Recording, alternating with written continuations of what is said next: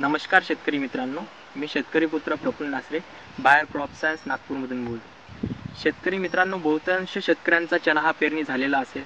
चना हा पेरणी झाल्यानंतर 20 ते 25 दिवसानंतर आपल्याला चना हा मरताना बघायला दिसते।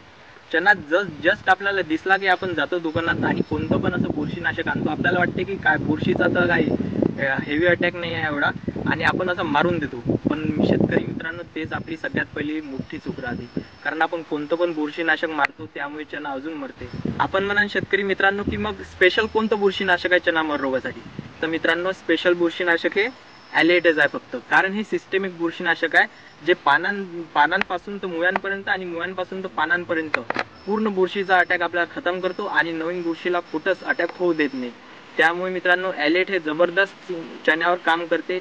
हे चण्यावरच नाही तर मिरचीवर, कॉटनवर, सगळ्याच पिकावर चालते, पण नेमकं हे चण्यासाठी स्पेशालिटी म्हणजे स्पेशल आहे ते चण्यासाठी। तर शेतकरी बांधवांनो, एलेटर चण्यावर वापरा, कारण कोणतीच चूक करू नका।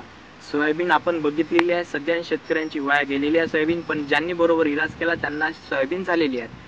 तर म्हणून जे प्रॉपर ट्रीटमेंट आहे तेच द्या। एलेट थोडंसं बाकी औषधांपेक्षा महाग आहे, पण हेच मर रोगासाठी उत्तम आहे। 100% रिझल्ट यानेच भेटेल, बाकी कोणत्याच औषधांना भेटणार नाही।